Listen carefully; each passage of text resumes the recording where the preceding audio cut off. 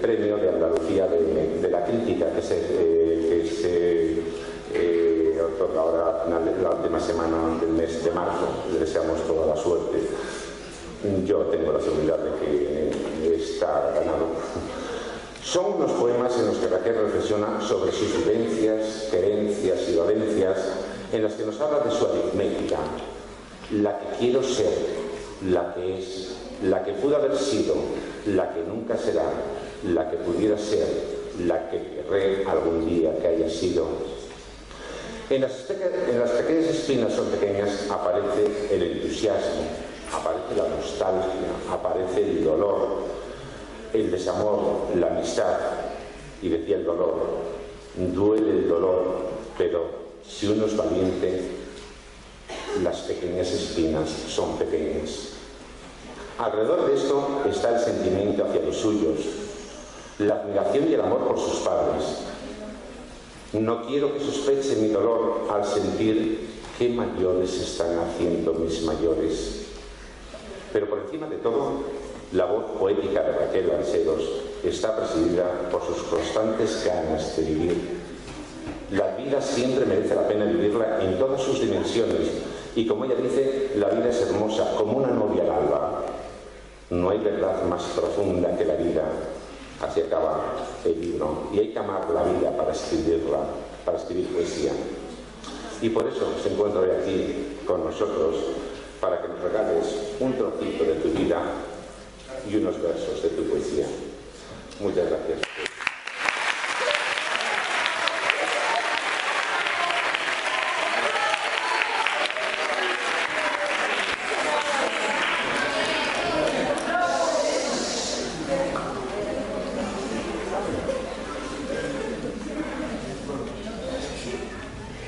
Hola, buenos días.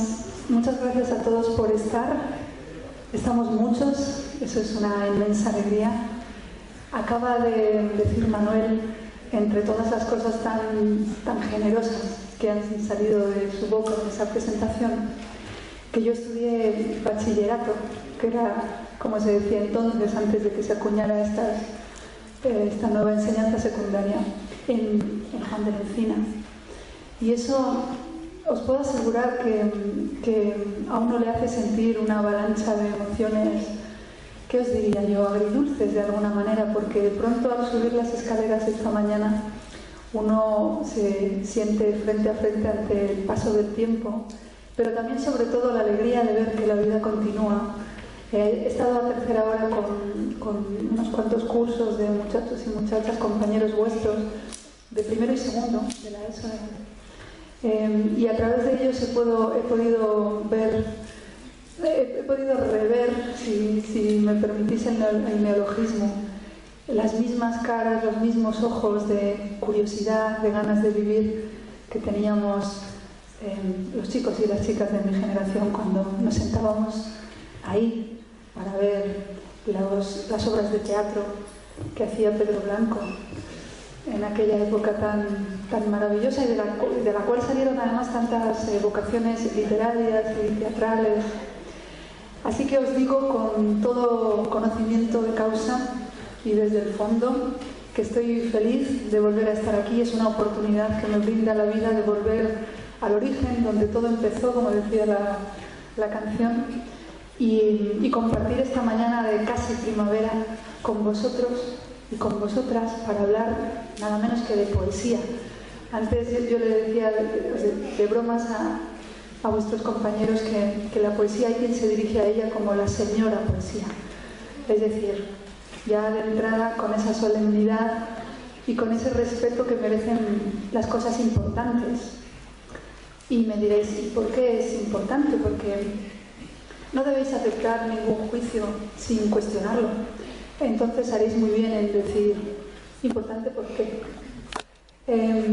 La medida de la importancia de la poesía y de su valor, sobre todo, y volviendo a mencionar a Machado, diremos aquellos dos grandes versos del maestro que decía: solo el necio confunde valor y precio. La poesía no tiene quizá precio, en el sentido de que, como muy bien ha apuntado Manuel, está un poco depauperada. Es la hermana pobre en el sentido de que no entra demasiado bien en los engranajes del mercado de consumo actual, pero sin embargo sí que tiene valor, que es mucho más que precio, porque el precio pasa pero el valor permanece. La poesía es, y esto no lo digo yo, que nunca habría logrado decir algo tan bien dicho, lo dijo Pablo Neruda, la poesía es la mano de un hombre o de una mujer que a día de hoy ponen sobre la tierra y escuchan el latido de todos los hombres y de todas las mujeres que vivieron antes que nosotros. Dicho en palabras más resumidas, la poesía es la voz de la humanidad a través de un poeta. El poeta o la poeta es lo de menos. Lo importante es que la humanidad entera canta a través de nosotros cuando leemos un poema, a través de nosotros cuando lo escribimos.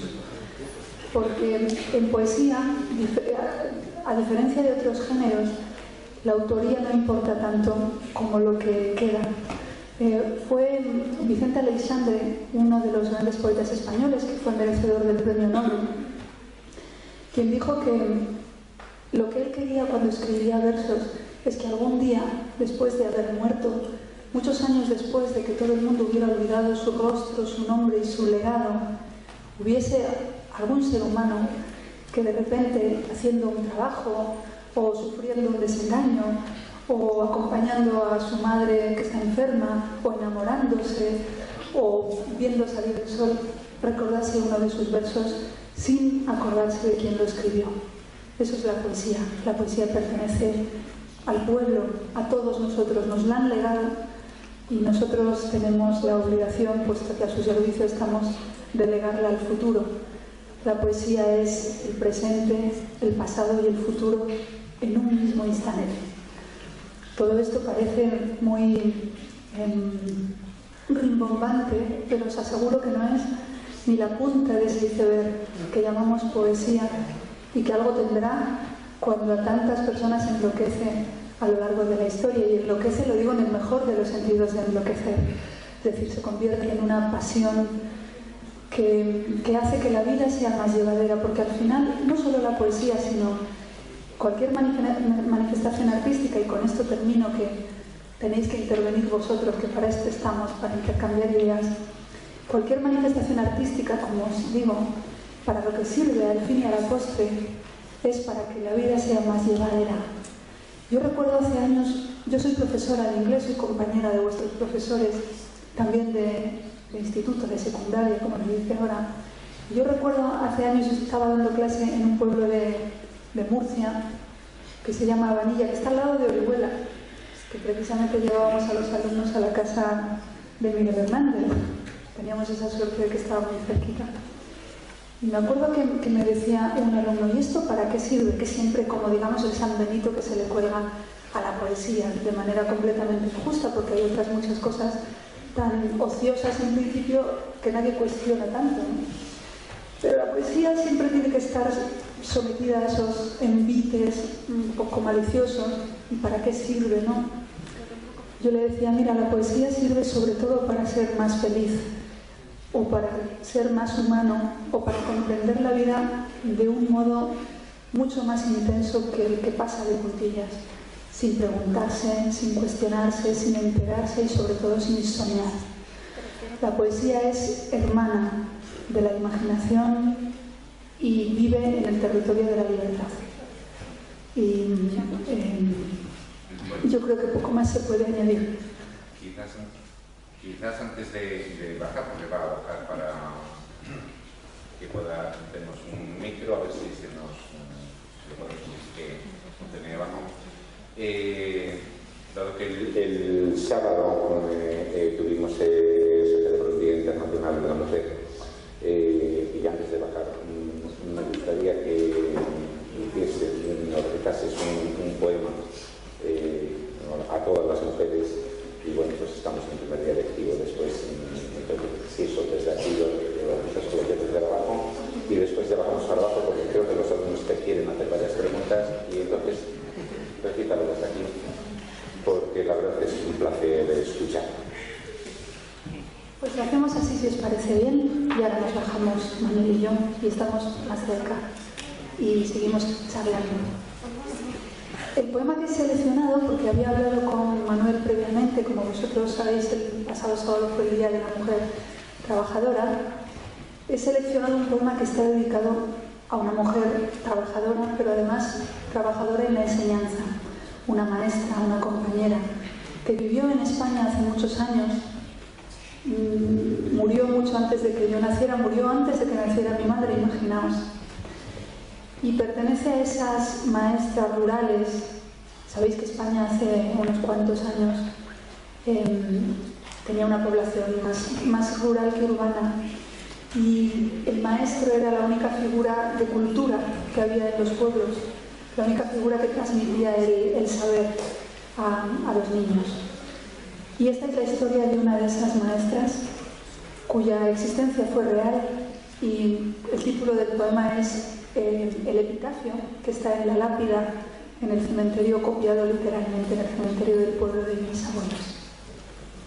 Para todas vosotras, las mujeres, y también para todos los hombres, que al fin y al cabo no somos más que compañeros hombro a hombro en el camino de la vida. Os advierto antes de leerlo que habla de Dante porque la muchacha, porque era una muchacha muy joven, leía a Dante en su momento, cosa que a mí me impresiona imaginar en plena posguerra una mujer que leía a Dante. Y me he permitido insertar el primer verso y el último de la Divina Comedia, por si alguien de pronto los identifica. Beatriz Orieta, maestra nacional, 1919-1945.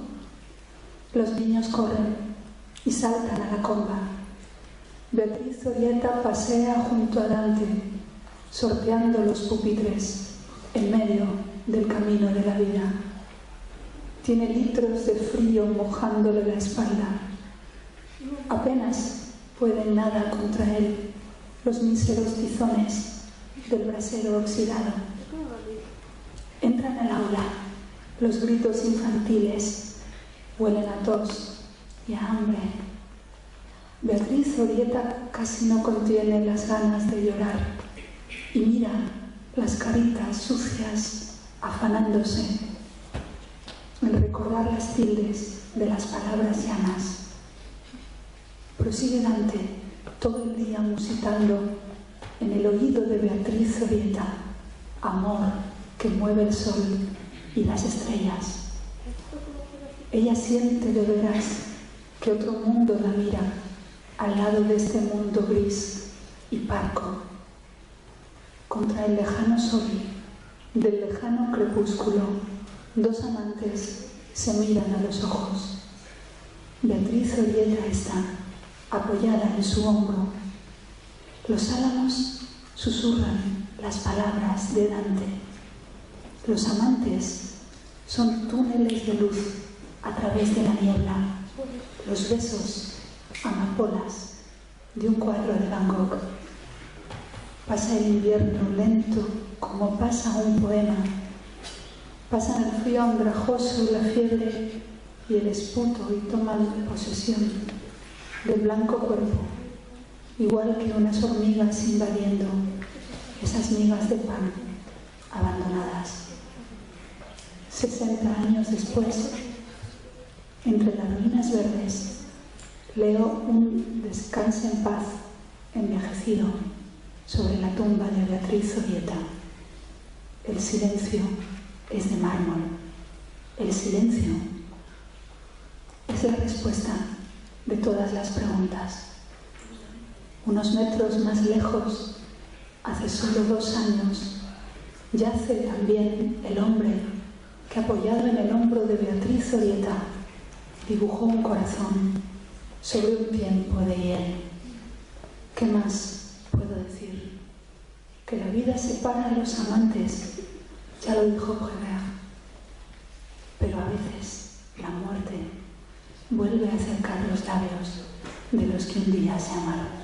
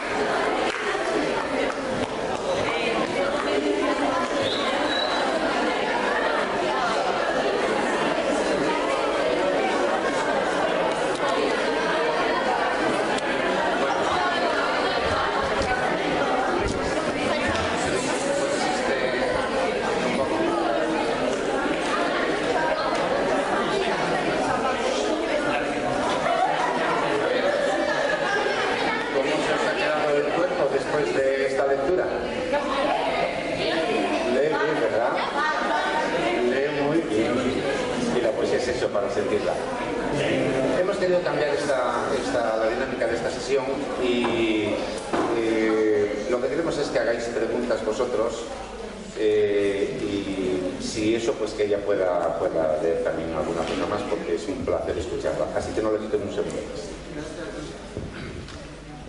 Creo que tenéis preguntas para mí. ¿Salís si os acercáis? Vamos, vamos, venga. Vamos. Ponte de cada lado. Eso es la cama. ¿Cuándo y por qué empezó a escribir poesía? Noelia. Pues verás, Noelia, yo creo que en eso casi todos los que nos atrevemos a escribir poesía coincidimos. Hay casos que difieren en cuanto a temporalidad, pero el momento en el que uno empieza a sentir la poesía como una pulsión irresistible, por decirlo así, es la infancia. Por eso es muy importante empezar a acumular lecturas a vuestra edad, porque es como os diría yo, como guardar monedas de oro en una hucha y que la hucha luego esté llena y la puedas romper y salga. Porque las lecturas acumuladas en la infancia son el caudal del poeta. Yo cuando tenía 6 años, 5 años, era mucho más pequeña que vosotros ahora, le escribía poemitas a mis abuelos, pues más imaginaros la simpleza que tenían que tener, no los conservo, pero absolutamente pueriles y muy simples, y seguramente ni siquiera rimaban, ni estaban bien escritos, ni nada de eso, pero empezaba a escribir. Y después fue en la adolescencia, en la época que estáis viviendo vosotros ahora, cuando leyendo ya a los grandes poetas, porque uno, fijaos, la poesía yo creo que se escribe sobre todo por admiración. A uno le impresionan tanto los libros que lee, los poemas que lee, que tiene la pulsión de hacer un homenaje a todas esas personas que vivieron antes y que no los has conocido en realidad, pero que han sentido cosas tan parecidas a lo que tú sientes que necesitas continuar. Pero es una especie de homenaje que tú rindes a los poetas que admiras. Entonces, cuando con 14 años, con 15, con 13, empecé a leer pues lo que se leía en los currículos de entonces, no sé si coincide ahora, leíamos a Becker, leíamos a Lorca, a Machado, a Cernuda, a Miguel Hernández, y a partir de ahí fue cuando de pronto yo ya tenía clarísimo que yo iba a dedicarme toda la vida a escribir. Muchas gracias. ¿Cómo lo hacemos? ¿Vienen hasta así para que se suene? Se ponga de pie. Ponga de pie y ya. Vale. ¿Qué se te viene a la cabeza al escuchar la palabra poesía? ¿Te llamas? Marina. Marina, habéis escuchado la pregunta de Marina, ¿no? ¿Qué se te viene a la cabeza al escuchar la palabra poesía? Bueno, de alguna manera yo creo que he respondido un poco con lo que estaba comentando antes de forma breve al hablar. Para mí la poesía es un sinónimo de libertad. Y la poesía es un sinónimo de verdad. Verdad con mayúsculas, esa que no tiene nadie. Decía Antonio Machado en una de sus decires, que son esos poemitas breves de 3 líneas que tiene él, que son como aforismos, y decía: dijiste media verdad, dirán que mientes 2 veces si dices la otra mitad. Es decir, que el poeta era muy consciente de que la verdad es una palabra peligrosa. Pero yo hablo de la verdad interna, de la verdad que se corresponde con el hecho de estar vivo, de la naturaleza. Todo eso se me viene a la cabeza cuando digo la palabra poesía. Y también se me viene a la cabeza mi propia lengua, porque fíjate, eso es cierto que lo dijo Fernando Pessoa, que decía en portugués: miña patria é a lengua portuguesa, mi patria es la lengua portuguesa.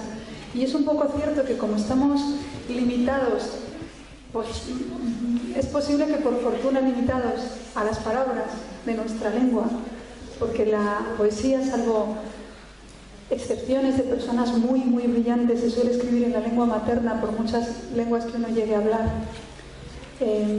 Digamos que la poesía también es para cada persona su propia lengua. Por eso cuando los poetas españoles vamos a Hispanoamérica, estamos en casa. ¿Otra pregunta? A ver, de pie. Uy, tiene pregunta. Más alto. De todos tus poemas, ¿cuál es el que más te gusta? Ahora lo habéis oído. ¿Cómo te llamas? Heli. Pues muchas muchas gracias por la pregunta. ¿Sabes lo que ocurre? La pregunta es muy buena, tan buena que es casi imposible de responder, porque es casi como si... ¿Qué ejemplo podría ponerte? Como si te dicen cuál de tus dedos es más útil para ti. Y quizá dices, pues, hombre, yo creo que el pulgar, que es oponible, y si no, no podría agarrar, pero resulta que te quedas solo con el pulgar y tampoco. Me resulta muy difícil. Sin embargo, hay un poema, ya teniendo que ponernos en la tesitura de escoger, hay un poema que pertenece a uno de los primeros, el segundo libro que publiqué, que se llama Invocación, y que es un ruego, una súplica, y que le ha gustado mucho a mucha gente y me han hecho llegar muchas cosas que han sentido, y le tengo especial cariño porque gracias a él me he comunicado con muchas personas. ¿Es posible que lo repites? ¿Es su voz del libro? ¿Lo piense? No lo tengo aquí, pero sí me lo sé. Bueno, dice así. Es un poema breve y además lo escribí siendo muy joven, pero a la gente le ha gustado. Es una plegaria, por decirlo así, una oración pagana. Que no crezca jamás en mis entrañas esa calma aparente llamada escepticismo. Crea yo siempre en la vida, crea yo siempre en las 1000 infinitas posibilidades. Engáñenme los cantos de sirenas, tenga mi alma siempre un pellizco de ingenua. Que nunca se parezca mi epidermis a la piel de un paquidermo inconmovible, helado. Huya yo del realismo encorsetado. Consérvense en mis labios las canciones, muchas y muy ruidosas y con muchos acordes, por si vinieran tiempos de silencio.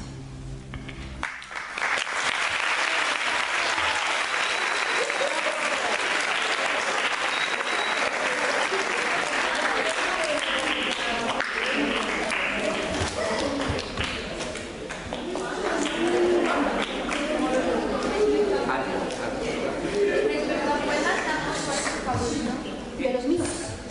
¿Te llamas? Marina, no sé si se ha oído por detrás. Marina pregunta que respecto a los poemas de amor, ¿cuál es mi favorito? Aquí todavía se pone más difícil la pregunta, Marina. ¿Sabes por qué? Porque yo llevo ya escribiendo unos cuantos años y vosotros sabéis que en cuestiones de amor uno va viviendo muchas cosas y lo que sentía cuando escribí un poema de amor no es necesariamente lo que siente hoy. Entonces hay algunos poemas de amor con los que a lo mejor ya no me identifico tanto como cuando los escribí. Así que me quedo con lo que decía Juan Ramón Jiménez, que el mejor poema de amor siempre es el último, porque es lo que uno está sintiendo aquí y ahora y no lo que nos robó el corazón hace 10 años, que ya es, digamos, agua pasada, que ya está en el océano. Con lo cual tengo que escoger un poema de amor de este libro, que es el último. De este libro en este libro hay varios poemas de amor. Hay uno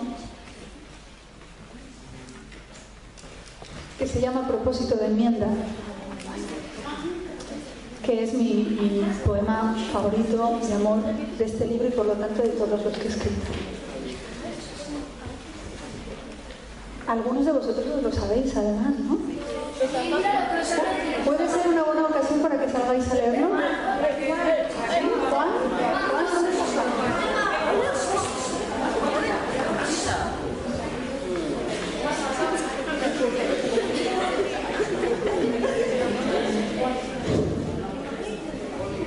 A veces visita ciego a Inco, el monstruo de los celos,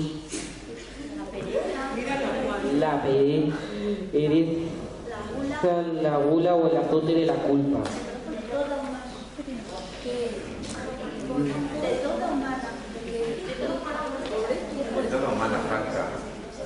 De toda humana falta, yo me acuso. Si el Una vez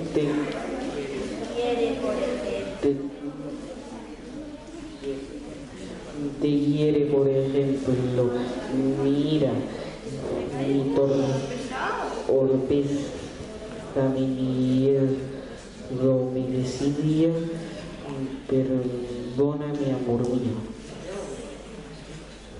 ¿Qué más preciada? ¿Qué más preciada?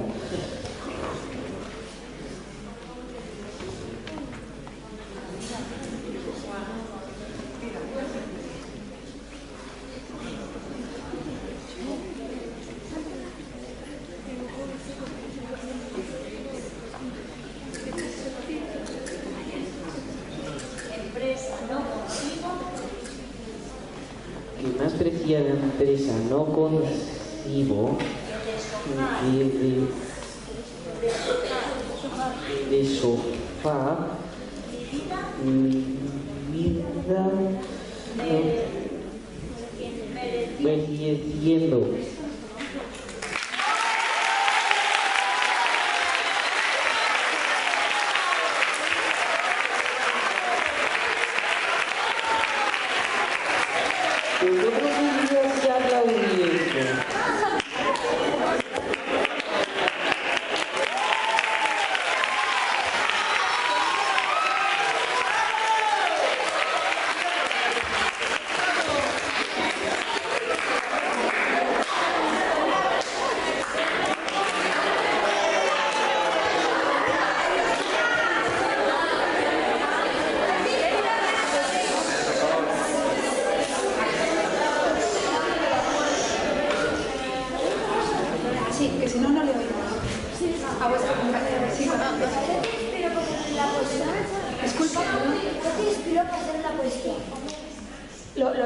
¿Te llamas, perdona?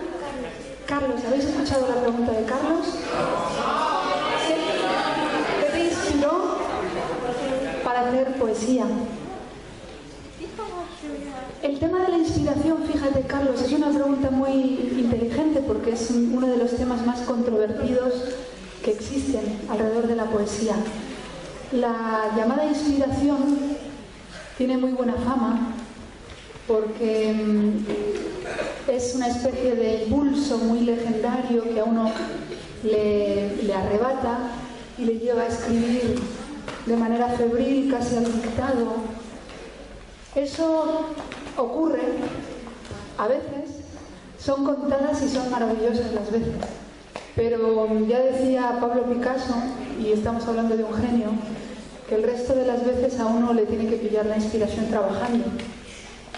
Así que a veces sí que ocurre que uno de pronto tiene una visión o tiene un rapto y tiene que pedir lo que se dice, ¿no? El poeta en el bar que pide una servilleta de papel porque ya no aguanta y tiene que escribir. Y eso sí que ocurre, pero no es la norma ni está ocurriendo todo el rato, porque la poesía llega cuando ella quiere y se va cuando quiere también.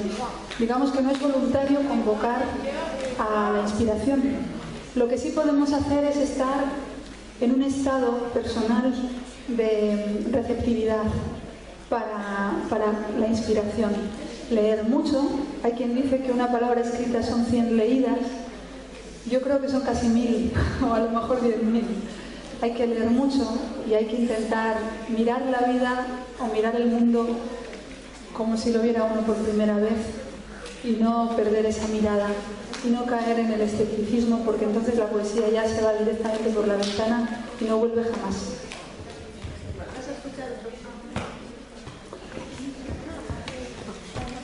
A ver, Anton. Cuando escribes un poema, ¿qué lo haces? ¿De un tirón o vas poco a poco? La pregunta de Alicia complementa a la que ha hecho Carlos. Los modos de escritura son tan variados como personas que escriben poesía. Hay quien escribe, por ejemplo, ante el ordenador, hay quien solamente escribe a mano, hay quien escribe del tirón y hay quien reescribe eternamente.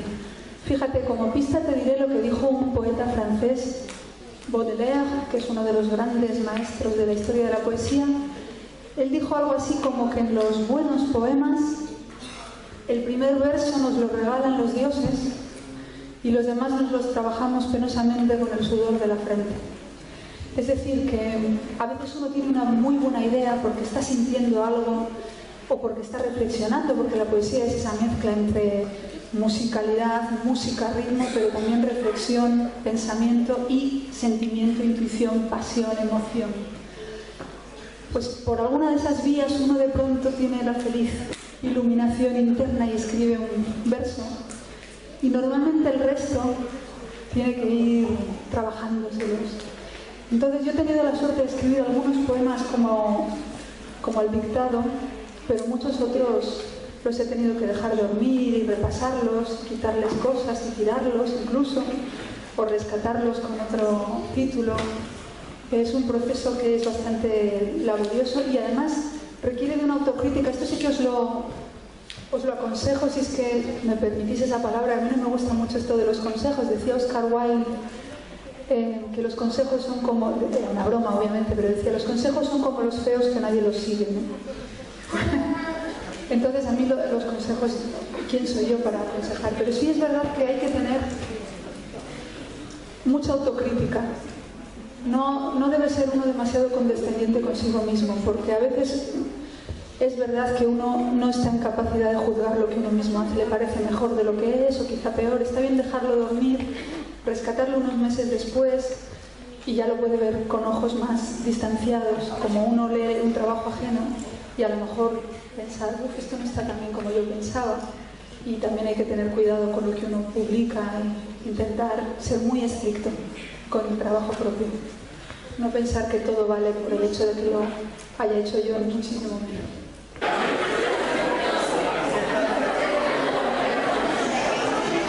Sí. Bien, disculpadme, la poesía es intemporal, pero el horario escolar lamentablemente depende del tiempo y el tiempo se nos echa encima. Quiero agradecerte la invitación que nos has hecho a cultivar la sensibilidad, que es una faceta muy importante que no siempre tenemos en consideración. Valoramos mucho el saber y poco el amar la vida, y seguramente que las dos cosas son fundamentales para construir vuestro futuro. Y parafraseando, creo no equivocarme, a Juan de Mairena, el autor apócrifo de Machado, decía eso de poeta, no cantes a las rosas, crea una flor y métela en un poema. Pues nuestros alumnos del PCPI no han hecho rosas, pero sí te han hecho un ramo de flores que te quieren traer.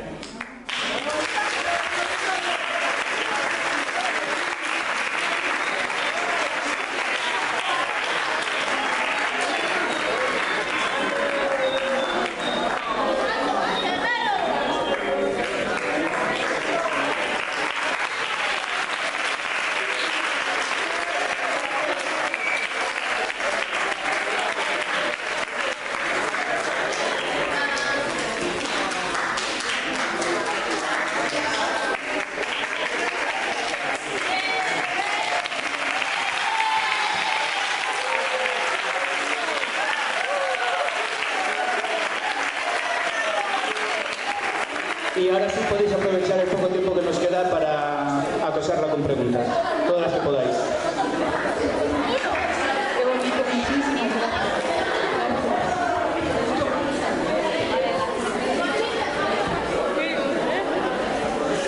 Me dicen que tenemos tiempo para una, ¿no?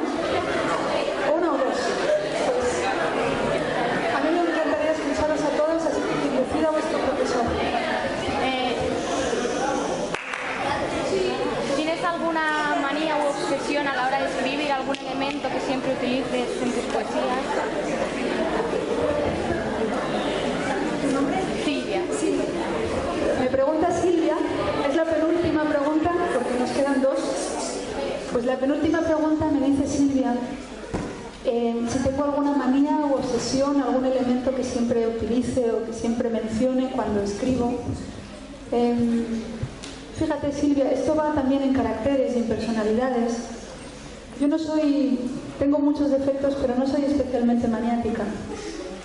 Lo único que sí que es cierto es que para escribir poesía nunca utilizo el ordenador. Después lo paso, obviamente, al ordenador.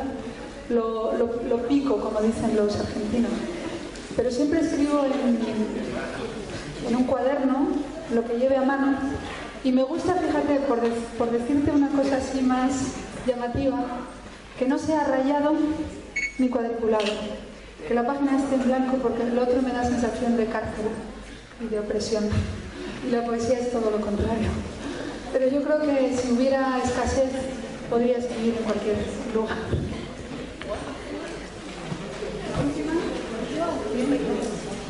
Ismael.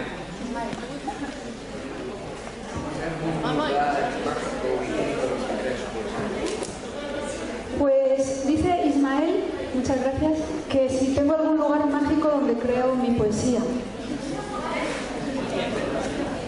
Yo he tenido la suerte o la mala suerte de vivir en muchos lugares.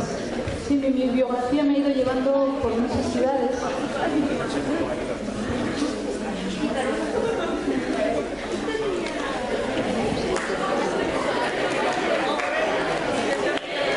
Te contesto rápido, disculpa.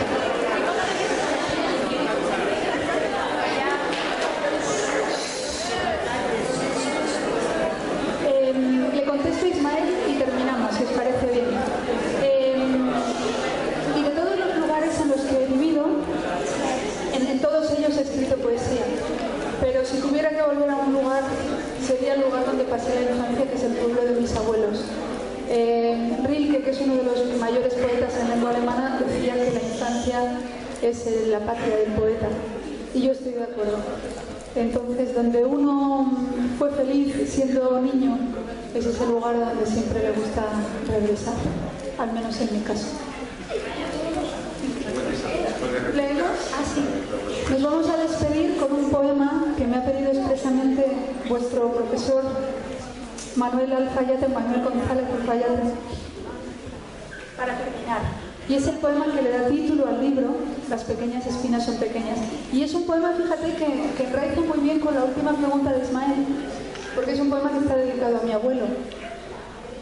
Pero de algún modo está dedicado a todos los abuelos.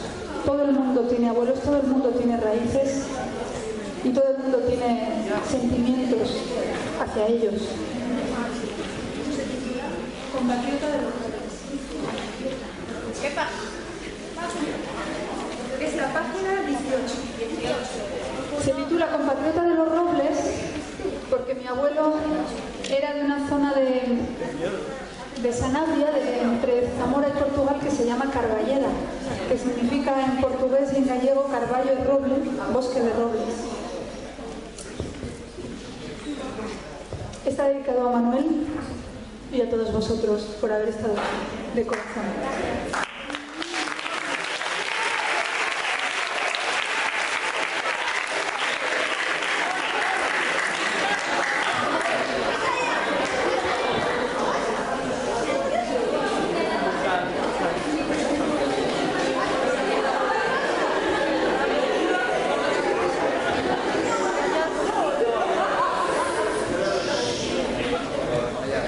¿Cómo estarás ahora sin que nadie te abrigue? Tú que tanto temías al invierno, a las mesas sin carne y a la Guardia Civil. He pensado 1000 veces escribirte. A veces no encontraba la palabra nostalgia, otras me equivocaba al deletrear las señas. Duele el dolor, decías, pero si uno es valiente, las pequeñas espinas son pequeñas. Tenías razón, la vida, con sus prohibido el paso y sus pasen y vean, es hermosa como una novia al alba. Esta mañana he visto las nubes erizarse al cruzar encendidas el prado de las mulas. Pienso en tus ojos largos, en todo lo que vieron. Mujeres que ya eran ancianas hace un siglo. Un gramófono, el viento desde el puerto de Ceuta, La Habana previa al Che y los reales de plata. Pienso en tus días de lumbre. Necesito que sepas que no olvido la alcoba, de tu silencio abierto. En ella yo reposo, en ella vivo.